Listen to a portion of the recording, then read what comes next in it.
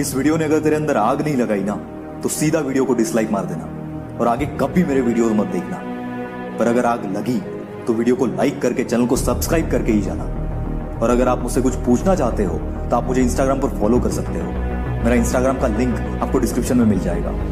सूचना देने वाले को 40,000 का इनाम। दोस्तों, आज की कहानी बड़ी ही दिलचस्प है।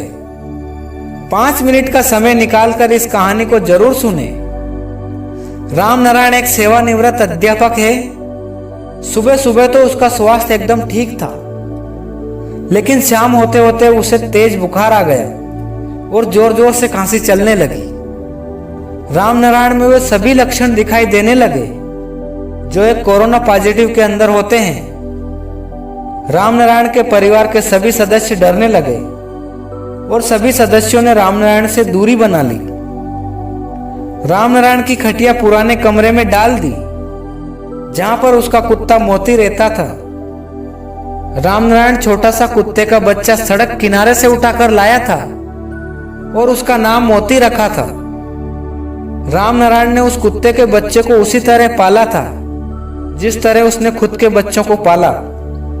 पुराने कमरे में राम नारायण और मोती दोनों साथ रहने लगे, क्योंकि राम नारायण के दोनों बेटों ने तो दूरी बना ली थी। राम नारायण के दोनों बेटे मिलने तक नहीं आए और उनके बच्चों को भी राम नारायण से मिलने से मना कर दिया।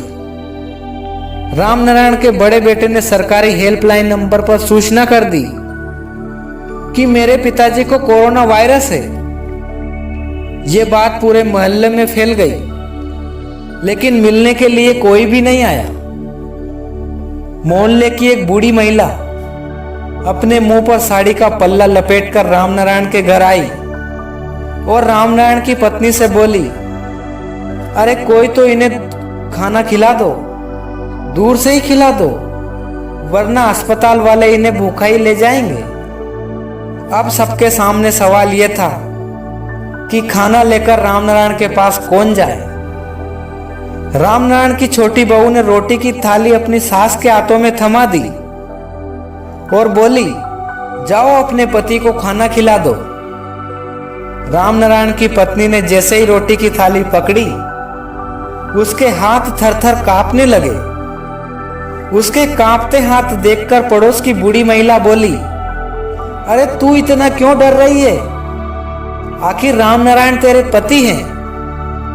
तू मुंह बांधकर चली जा और दूर से ही थाली खिसका दे, तेरा पति खुद उठाकर खा लेगा। ये सारी बातें राम नारायण चुपचाप सुन रहा था और उसकी आंखों से आंसुओं की धारा इस तरह बह रही थी जैसे गंगा बहती है। लेकिन फिर भी राम नारायण ने हिम्मत दिखाई और हिम्मत करके बोला कि मेरे पास कोई नहीं आए तो अच्छा है और मुझे भूख भी नहीं है।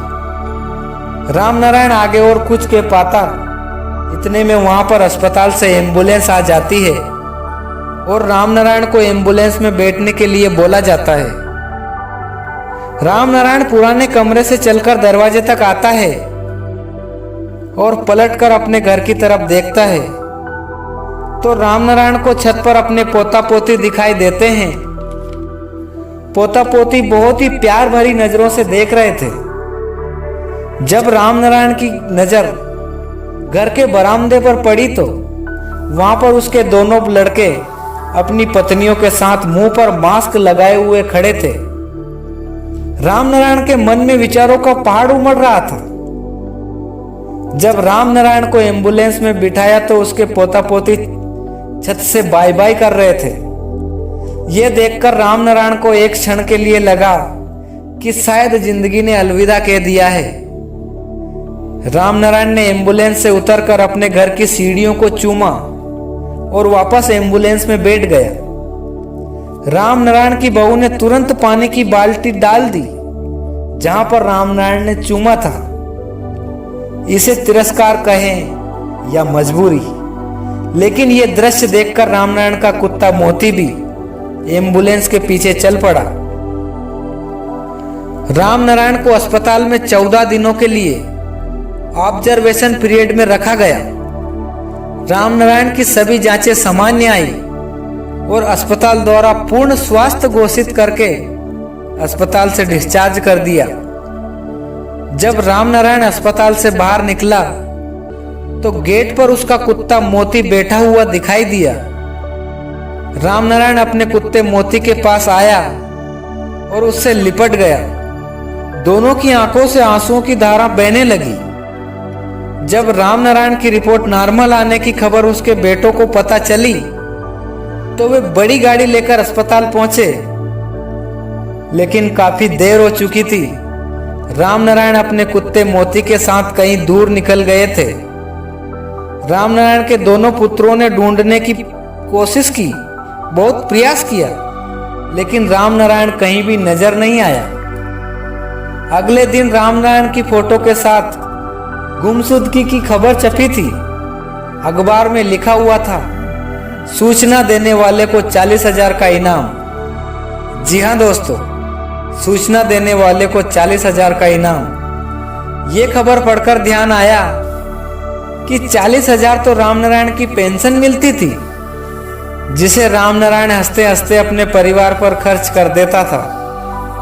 दोस्तों, रामनारायण की जगह पर खुद को खड़ा कर देखो और कल्पना करो कि इस कहानी के रामनारायण आप हो। आपका सारा अहंकार 1 मिनट में समाप्त हो जाएगा।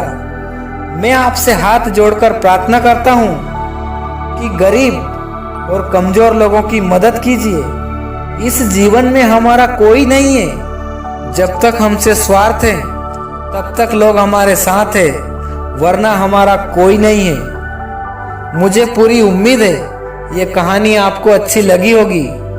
दोस्तों, ये कहानी आपको वास्तव में अच्छी लगी तो इसे लाइक कर दीजिए और चैनल को सब्सक्राइब कर लीजिए और कमेंट में जय श्री राम लिखना ना भूलें।